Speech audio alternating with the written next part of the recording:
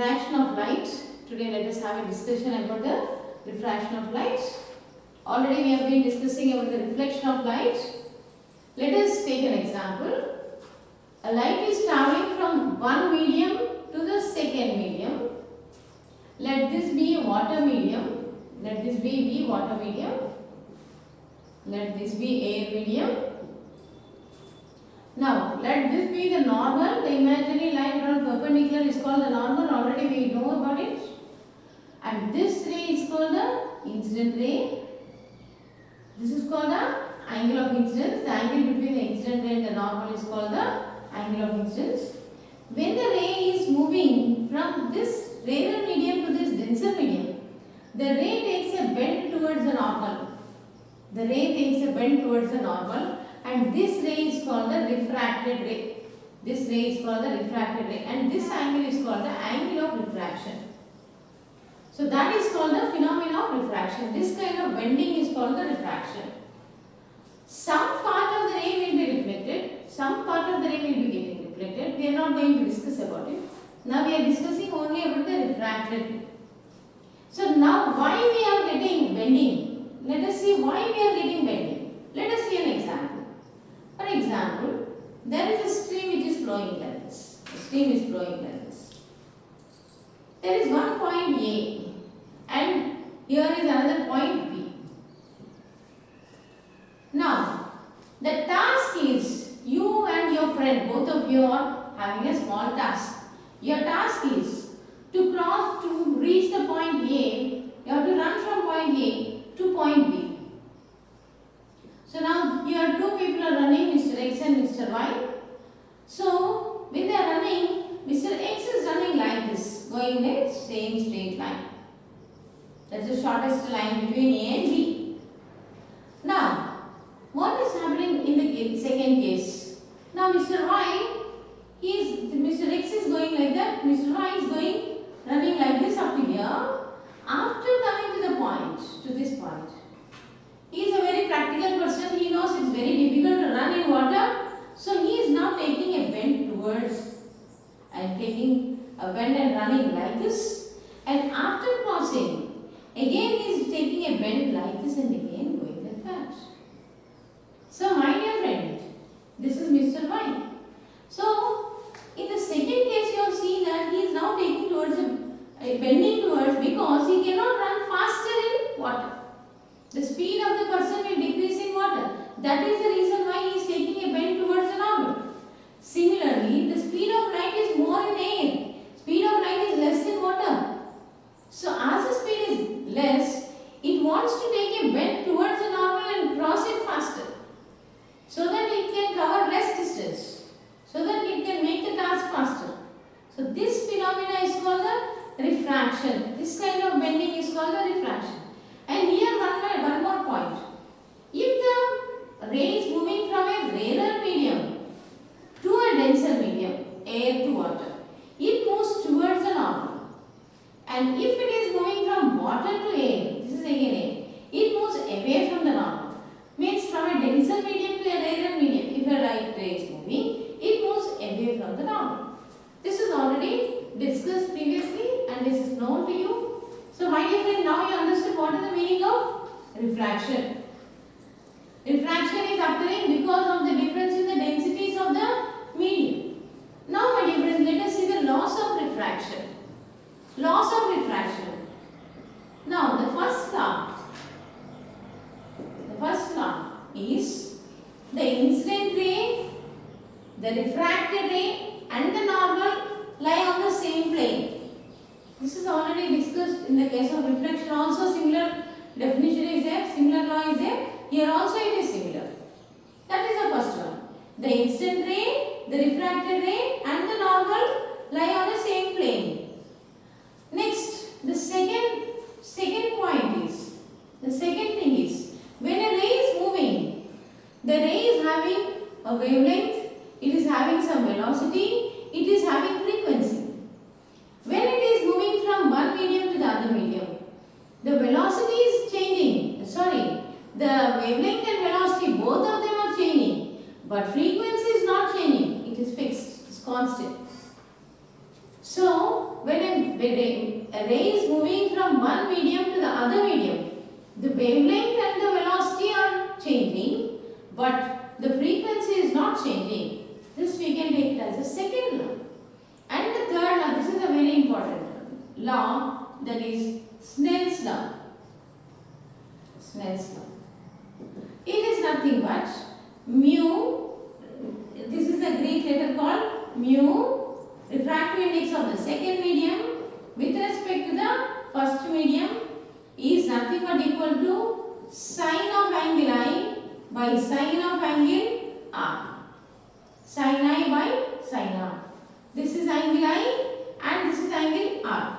Sine means if you take a right angle triangle, if this is theta, this is opposite side and adjacent side. If this is theta, this is opposite and this is adjacent. So in this case now we are taking ABC as a triangle. This is a theta, so this becomes opposite angle. The angle which is opposite to the side which is opposite to the angle is called the opposite side. And adjacent to this is called the adjacent side. And this is called the hypotenuse. Now this is a right angle triangle. So sine is nothing but sine theta is nothing but opposite side by hypotenuse. This is a ratio of opposite side and hypotenuse.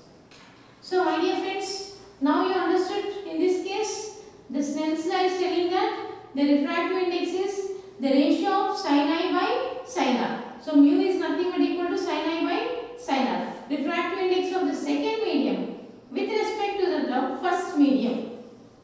And also is equal to velocity of light in air by velocity of light in water. Means in that particular medium. Velocity of light in air or vacuum by velocity of light in water or second medium. See my dear friends, here mu2 1 and 2 can be any medium, not only air and water, it can be glass and water also. So this also can be written as mu2 by mu1 means refractive index of the second medium by the refractive index of the first medium. So my dear friends, this can also be written as see sine I by sine R. Now cross multiplying these two. So mu2 sine R,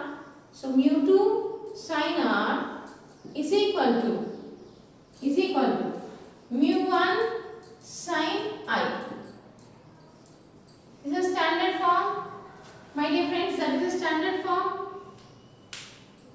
So mu2 sine R is equal to mu1 sine I. And also equal to, see the same thing we can even write it down like that. This is equal to mu2 is nothing but mu is already we have given velocity of light in air or vacuum by velocity of light in second medium. This is velocity second medium. And by C by V1. That means for the mu1 is the refractive index of the first medium, that is velocity of light in air or vacuum by velocity of light in the first medium. That also is equal to C and C gets cancelled, V1 by V2. So mu2 by mu1 is also equal to velocity of light in first medium by velocity of light in second medium. So now the reversibility of light. In the case of already previously we have seen this is the first medium and this is the second medium. Let this be air and this be water. In this particular case, we have seen that this is the normal incident ray. If this is the incident ray, angle of incidence. This is the refracted ray, and this is called the angle of refraction. My dear friend, this also is the normal. This angle is also equal to angle R. See these two parallel lines, this is the transversal, these are the alternate and interior angles are equal. And again when it is moving from water medium to air medium, it is taking a bend and it is again bending and moving like this. The ray is just moving away from the normal. And this is the emergent angle. This is again equal to angle I. So my dear friends, called the angle of deviation. Angle of deviation. If this medium is not there, the ray might have gone like that. But because of this denser medium, it has deviated through some angle. This is the angle of deviation and has taken a bend. And once again after, when it is moving from denser medium to lighter medium, again it started moving away from the norm. Now my dear friends, in the first case, refractive index of second to 1 means refractive index of water with respect to air is nothing but equal to sin I by sin R. This is equation number 1. Next is, if you take these two cases. Now, refractive index of this again becomes first medium. Means 1, 2. Refractive index of medium 1 with respect to 2. Means refractive index of air with respect to water is nothing but equal to sin I by sin R. Here in this case, this becomes angle of incidence and this becomes angle of refraction. So this becomes sin R by sin I. Equation number 2. When you are multiplying these two, means when you are multiplying these two, refractive index of into refractive index of first medium with respect to second medium is equal to, when you are multiplying these two, you are getting sin I by sin R into sin R by sin I. We can just cancel these two. Finally, you will get equal to 1. Therefore, refractive index of second medium with respect to first medium is equal to 1 by refractive index of first medium with respect to the second medium. This is an important thing where we can use it in solving the problems. For example, you are having the refractive index of water with respect to air is 4 by 3. The value is given. Then you are asked to find out refractive index of air with respect to water. Simply 1 by 4 by 3. That is nothing but the value becomes 3 by 4. I think now you understood. Means here you can also understand that if the ray is passing like that and going like that. If I am putting a mirror here, what is going to happen? It retraces its path backwards. Again it takes a bend and goes in the same path. So my dear friends, if the mirror is not there, then again it takes a bend and goes to the next medium. So retracing its own path. See, when it is retracing, this becomes an instant ray and this becomes a refractive ray. See my dear friends, I think now you have understood. And this distance between these two, this is called the lateral, it's called the lateral displacement. That is called the lateral displacement. This lateral displacement is depending on the thickness of this medium. It is depending on the thickness of the medium. It is depending on the refractive index of the medium. It is even depending on the angle of incidence, directly relating. It is directly proportional. And it is inversely proportional to, lambda. It is inversely proportional to lambda. So the lateral displacement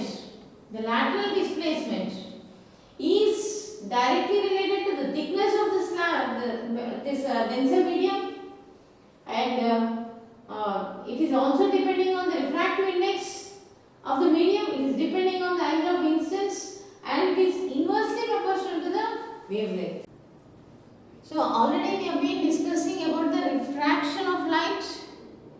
This is an application of refraction of light in the morning and in the evening. This is an application we are seeing an example. In the morning and in the evening, the size of the sun is bigger when compared to the afternoon, because in the morning we are getting the inclined rays, and these inclined rays are traveling a larger distance in the Earth's atmosphere, whereas in the afternoon we are getting the vertical rays. So the distance traveled by the light ray is normally it is entering into the Earth's atmosphere and it is going normally. But in the morning and in the evening we because this is one of the reasons. And one more thing, if you take the Earth's atmosphere, very near to the Earth's surface, the density of the atmosphere is more. As you are going to the higher altitudes, the density will be decreasing. So, my dear friends, the density is not uniform throughout the atmosphere.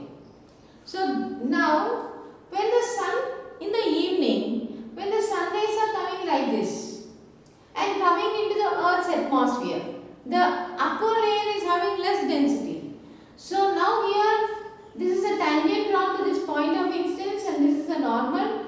So, the ray is bending towards the normal because this is the rarer medium and this is a denser medium comparatively. And like slightly to the next layer, when it enters into the next layer, slightly something more it is again bending towards the normal. Now you are standing here. For you, your eye cannot calculate these bendings. Your eye always thinks in a straight line. So this light for you appears as if it is coming from here. Instead of coming from here, it appears as if it is coming from here. So that is the reason why in the evening time, just please observe, my dear friends. 1 day or 2 days you please observe. Morning time the sun, size of the sun. Evening time the size of the sun and the color of the sun. So actual size is this much, but it appears like this. So this apparent position of the sun is due to the refraction of light. This is one of the example which we can see in our day-to-day life. So my dear friends, this is please try to observe at home. You please try to observe morning sun rising and evening sun setting and in the afternoon. These three diagrams you please try to put on analyze these three. Thank you.